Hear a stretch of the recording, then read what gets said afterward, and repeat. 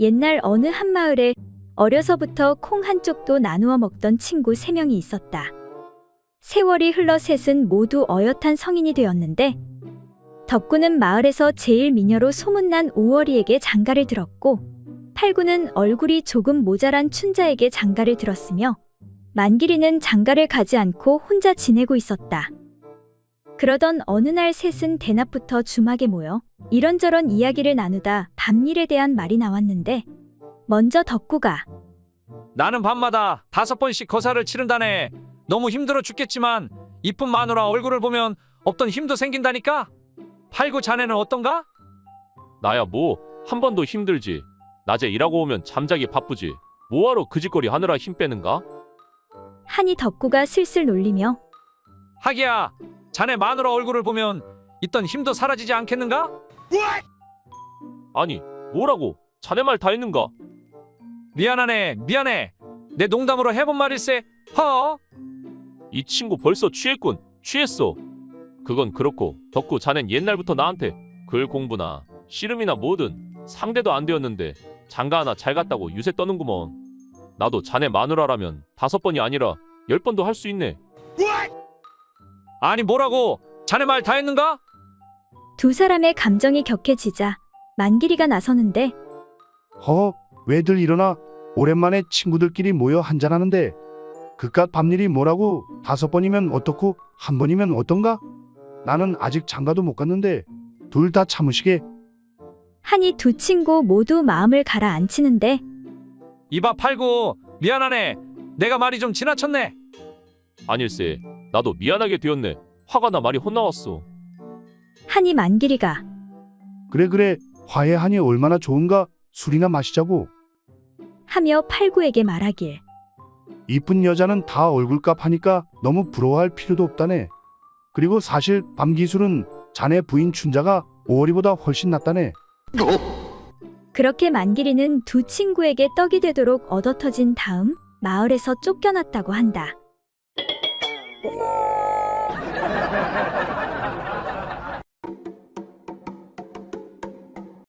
옛날 어느 마을에 첩을 들이고 싶어 안달이 난 어떤 부잣집 선비가 아내를 설득하고 있었다. 여보, 집안일이 많으니 첩을 들이면 당신이 하던 일을 대신해 주니 편하지 않겠소? 음식은 물론이고 장도 봐주고 옷도 대신 지어줄 것이니 얼마나 좋겠소? 당신은 그냥 앉아서 이래라 저래라 부리기만 하면 되는 것이 아니겠소? 그러니 첩을 들이면 얼마나 편하고 좋겠소? 하면서 부인의 눈치를 살폈다. 아니, 사머리가 있는데 뭘 또 집안에 사람을 들인다는 거예요? 부인이 앙칼지게 대답했다. 그런데 사머리는 눈치가 없어 일도 서툴고 요리 솜씨도 형편없어 거의 당신이 다 하지 않소? 그리고 첩이 있으면 일뿐 아니라 당신 말동무도 되어주고 할 테니 덜 심심하지 않겠소? 그러자 그 말을 들은 부인이 뜻밖에도 남편의 말에 고개를 끄덕이며 대답했다. 듣고 보니 당신 말대로 첩이 있으면 지금보다 더 편하겠어요. 좋아요. 그렇다면 그렇게 하도록 하세요. 그렇게만 된다면야 첩을 10이라도 들여놓으세요. 하면서 쉽게 승낙해주는 것이었다. 여보, 고맙소. 정말 현명한 선택이오. 절대 후회하지 않을 거요. 마침내 부인을 설득한 남편은 속으로 뛸 듯이 기뻤다. 그렇지만 그 전에 한 가지 조건이 있어요. 그래, 그게 뭔지 말해보시오. 내 무슨 일이든 다 들어드리리다. 첩을 들여도 된다는 아내의 말에 신이 난 남편이 물었다. 다름이 아니라 요즘 돌쇠가 일이 많아서 그런지 무척 힘들어하는 것 같더라고요.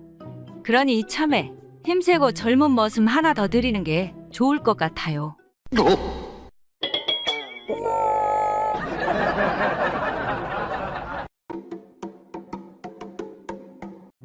옛날 어느 마을에 어떤 부부가 살고 있었다.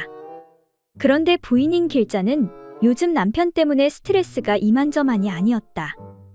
바로 남편의 잠버릇 때문이었다. 그날 밤도 무심결에 남편이 다리 하나를 부인의 배 위에 올려놓는데 아이고, 진짜 무거워 죽겠구만. 이 김장똥만한 장단지를 어찌 해야 될까? 제발 이것 좀 치워요. 도대체 잠버릇이 왜 그래요? 왜 자꾸 그 무거운 족발을 나한테 올리는 거예요? 거참 미안하오. 내 씨름하는 꿈을 꾸다 다리를 건다는 게 그만.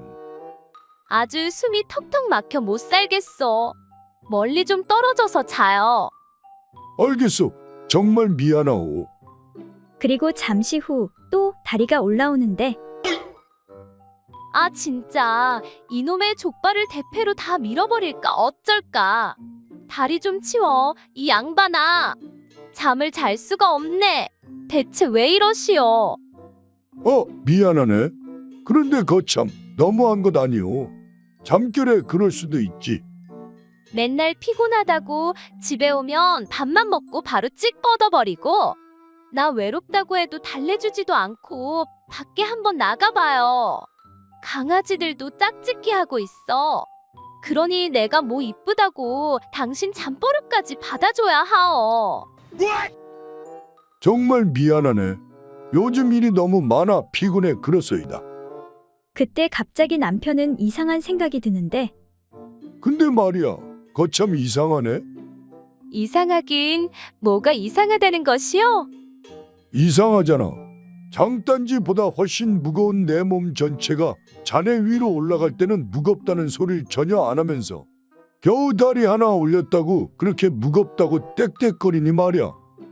그러자 부인이 말하길 그거야 이상할 것도 없지요. 온전히 올라올 때는 안 무겁지. 가운데 지렛대가 단단히 받치고 있으니까. 이에 남편이 고개를 끄덕이며 아하, 그렇구나. 어쩐지 키 작은 뒷집 과부도 무겁다는 소린 안 하더라니깐.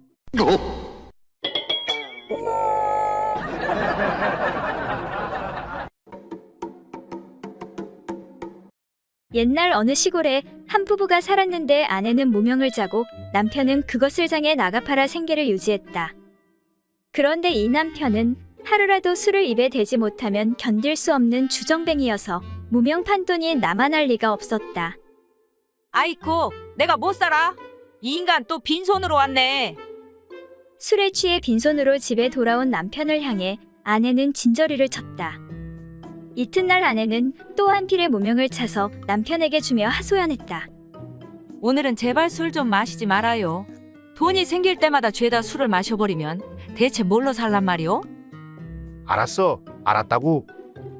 대답을 마친 사내는 무명을 들고 시장으로 가 곧 제값을 받아 잘 팔았다. 하지만 단골 주막을 모른 채하고 그냥 지나칠 수가 없었다. 이거 어떻게 하면 좋지?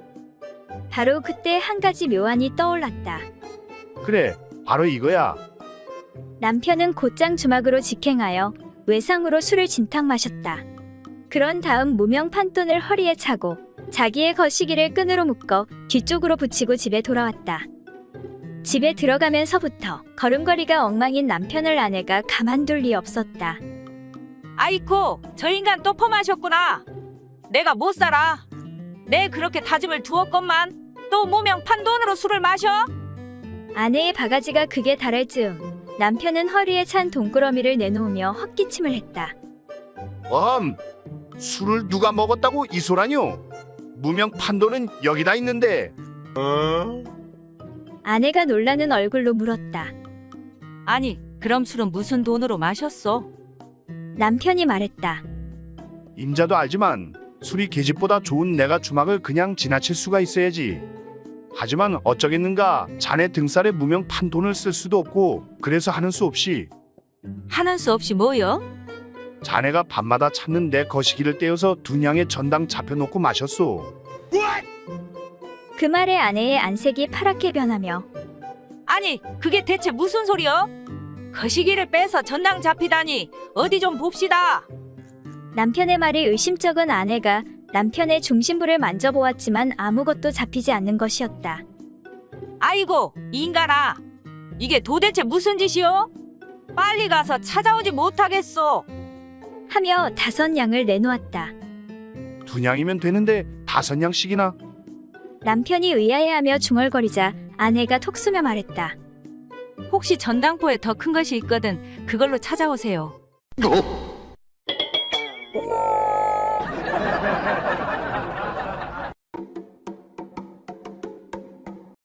옛날 어느 고을에 어떤 의원이 있었는데 평생 웃지 않는 것으로 유명하였다.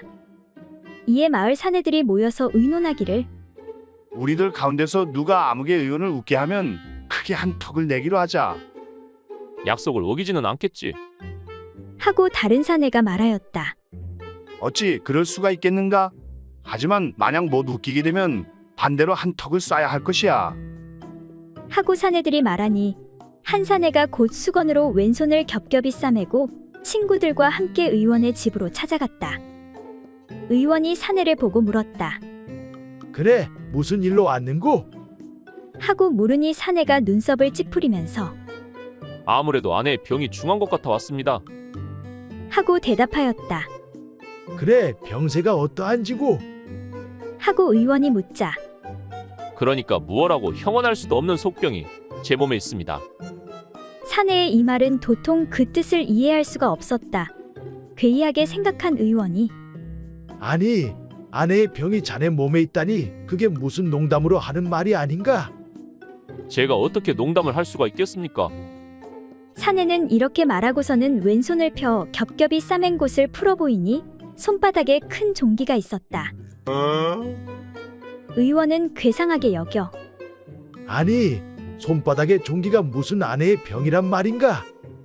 하고 묻자 사내가 말하기를 저희 집이 너무 가난하여 아직도 장가를 들지 못해 음욕이 일 때마다 항상 왼손으로 손장난을 하여 왔는데 이제 손바닥에 종기가 나서 손장난을 못하여 음욕을 풀지 못하게 되었으니 이게 어찌 아내의 병이 아니고 무엇이겠습니까?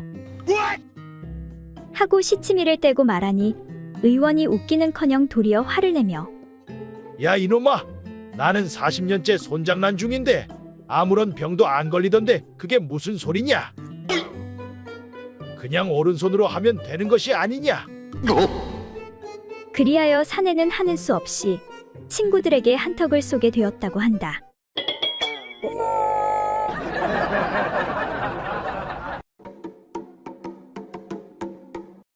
옛날 한 노파가 나이가 많아 노쇠하여 죽을 날이 다가오자 딸들을 불러 모은 후 유언을 했다. 내가 죽어 저승에 가게 되면 너희들에게 소원이 이루어지게 해줄 테니 각각 소원을 말해보거라. 이에 큰딸이 먼저 말하는데 엄마, 남자에게는 전혀 쓸모없는 것이 하나 달려 있으니 그것은 바로 방울주머니예요. 그 방울주머니를 없애고 대신 그 힘을 가운데 연장에 더해주세요. 이렇게 말하니 노파가 그렇지 않다고 하며 이거사 무슨 소리냐? 그렇지 않다. 저울대에도 추가 있어야 균형이 잡히는 법. 방울주머니는 저울의 추와 같은 구실을 하니 그것을 없애면 연장이 균형을 잃어 비틀거리니 그 소원은 들어줄 수가 없다.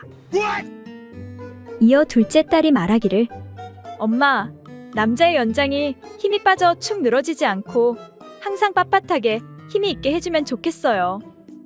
이 말도 노파는 역시 거절하면서 얘야, 그러면 안 된단다. 활도 늘 팽팽하게 메어두면 팔의 힘이 약해져서 못 쓰게 되는 것처럼 그것도 늘 빳빳하면 힘이 약해진단다. 그러니 내 소원도 들어줄 수가 없구나. 다음으로 셋째 딸이 말하기를 엄마, 나는 남자의 양 엉덩이에 손잡이처럼 뿔이 붙어 있으면 좋겠어요. 그러면 흥이 오를 때 그 뿔을 잡아당기면 훨씬 좋을 것 같아요. 이 말에 노파가 열을 올리며 말하길 그래, 그거 참 좋겠구나. 내 아비 엉덩이에 그런 뿔이 있었으면 얼마나 좋았을꼬. 흥분한 노파는 이를 악물고 손잡이를 당기는 신용을 해보이며 내 그 소원은 꼭 이루어지도록 해주마.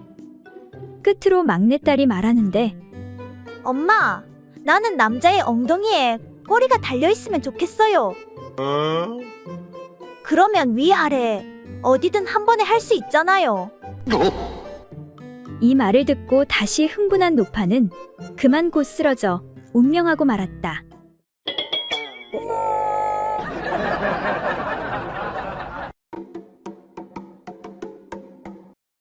옛날 어떤 마을에 색을 밝히는 대감이 있었다.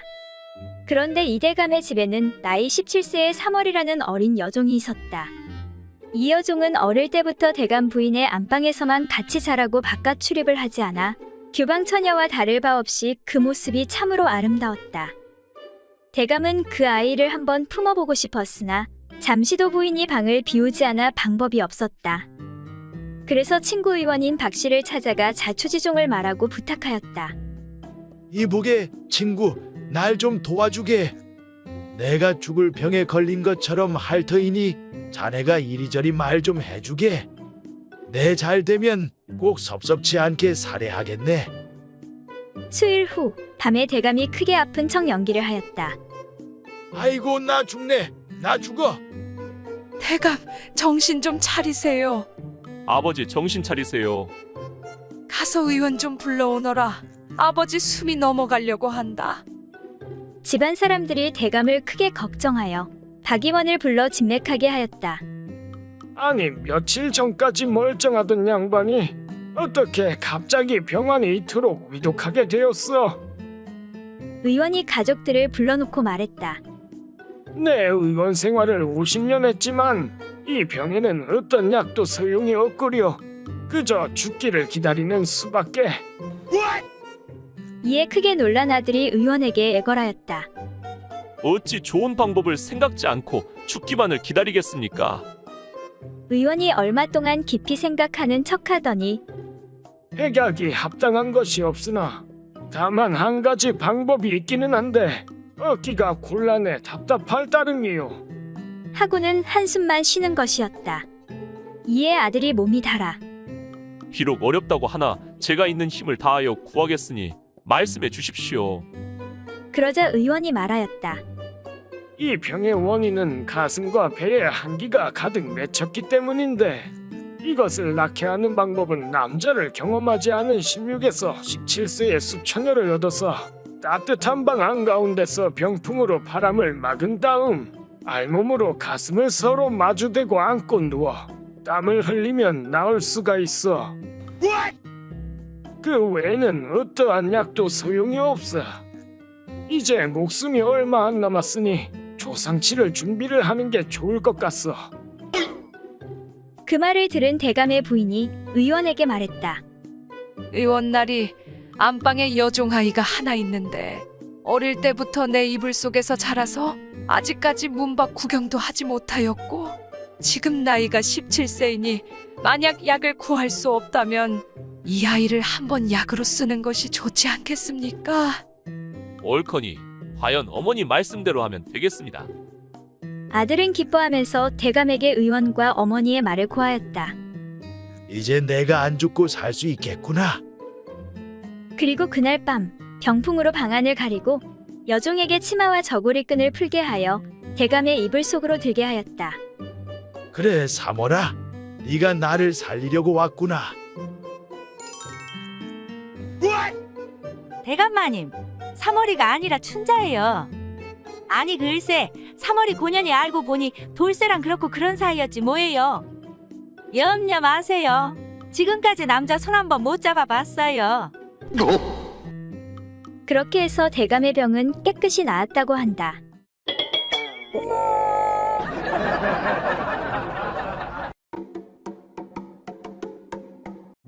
옛날 어느 작은 마을에 처녀 총각이 살고 있었다. 하루는 총각 칠복이가 나무하러 산에 가보니 마침 처녀 순심이도 나무를 캐러 와 있었다. 주위를 둘러보니 사람들은 아무도 없고 딱 둘뿐이었다. 칠복이는 엉큼한 생각이 들어서 수작을 꾸미기 시작했다. 순심아, 너 나물 다 캤니? 응, 너는 나무 다 했니? 응, 그러면 우리 점심이나 같이 먹자. 둘은 자연스럽게 적당한 곳에 자리를 잡고서 가지고 온 점심 보자기를 풀었다. 그런데 칠복이는 무얼 좀 알았던 모양이지만 순심이는 맹한 구석이 있어서 남녀의 일에 관해서는 잘 알지 못했다. 칠복이가 넌지시 말했다. 순심아, 나 저기 옹달샘에 가서 물을 좀 마시려고 하는데 나를 좀 붙잡아 줄래? 그래. 칠복이는 옹달샘에 가서 갑자기 바지를 벗기 시작하는 것이었다. 물 먹는데 옷은 왜 벗어? 순심이가 묻자 칠복이가 둘러댔다. 혹시라도 물에 빠져서 이 옷을 적시면 어떻게 입어? 그러니까 미리 벗어놔야지. 응, 그렇구나. 칠복이는 넙죽 엎드려 물을 마시다가 뒤에 있는 순심이를 향해 소리쳤다. 물 마시기가 힘이 드네. 순심아, 내 다리 사이에 살꽁지가 하나 달려있는 게 보이지? 그걸 꼭 잡아줄래? 그렇지 않으면 물을 못 마시겠다. 순심이는 뭣도 모르고 그 살꽁지라는 것을 잡았는데 처음에는 작았던 것이 자꾸 빳빳해지면서 점점 굵어지는 것이었다. 당황한 순심이가 말했다. 아이고 칠보가, 살꽁지 터진다. 물 좀 그만 마셔라. 살꽁지 터진다. 살꽁지 터져. 그렇게 물을 다 마신 후 순심이가 칠복이에게 말했다. 그런데 칠보가, 옆 동네 돌쇠 살꽁지는 두 손으로도 안 잡히던데 너는 한 손도 남네.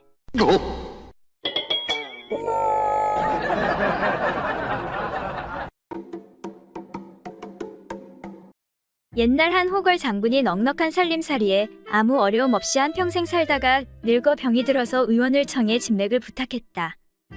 내 나이가 많아 기운이 쇠잔해져 병이 난 것 같으니 자네가 내 병을 고쳐주면 많은 보상을 하겠네. 이 말을 들은 의원이 방안을 한 바퀴 둘러보니 장군은 비단 이불을 덮고 누워있고 옆에는 아름답게 치장한 여인들과 각종 악기가 나열되어 있고 앞쪽에는 술과 고기가 차려진 상이 놓여 있었다. 의원은 아무 말 없이 진맥을 한 다음 엄숙한 표정으로 말했다. 장군님, 잘 들으십시오. 병을 고치고 더 오래 장수하시려면 기생과 악기들을 모두 치우고 앞에 놓인 술상도 물리치셔야 합니다. 이러한 것들을 가까이 하지 않으셔야 병을 고칠 수 있습니다. 이 말을 들은 장군은 손을 좌우로 내저으며 말했다. 의원 양반, 내가 병을 고쳐 오래 살려고 하는 것은 이런 것들을 더욱 즐기면서 살고자 함인데 만약 이것들을 치우라고 하면 100년을 더 산다고 해도 하지 않겠네. 자네는 그냥 물러가게라. 그리고 며칠 후 옛날에 알고 지내던 선비 한 사람이 병문안차 방문하여 이렇게 말했다. 장군께서 마땅히 술과 고기를 물리치고 연부를 부지런히 하시면 극락세계로 가실 수 있을 것입니다. 이 말에 장군이 큰 관심을 가지고 물었다. 이 사람아, 거기 극락세계에 가면 돼지고기와 술 그리고 예쁜 기생들도 있는가?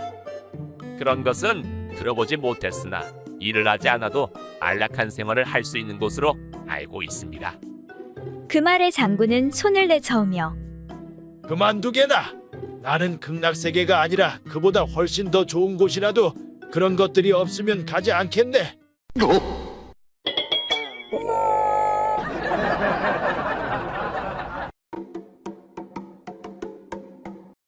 옛날 어느 고을에 한 젊은 부부가 살고 있었는데 한밤중에 그 집에 도둑이 들었다. 그런데 도둑질하러 들어온 도둑이 구석에서 떨고 있는 젊은 색시를 보자 생각이 달라졌다. 내 오늘은 이 집까지만 털고 그냥 가려고 했는데 젊은 색시를 보니 그냥 갈 수가 없겠구나. 이것 봐, 너는 저리 비키거라. 라고 말한 도둑은 방 한쪽 구석에 금을 긋고 남편을 금 안으로 몰아넣고는 지금부터 이 금 밖으로 한 발자국만 나오기만 하면 목숨을 부지하지 못한다. 알겠는가? 하고 위협을 했다. 이후 신랑은 도둑이 색시에게 달려들어 희롱하는 것을 멀찍이서 바라보고만 있었다. 다음날 부부는 관아에 찾아가 사또에게 말했다. 그래, 무슨 일이냐?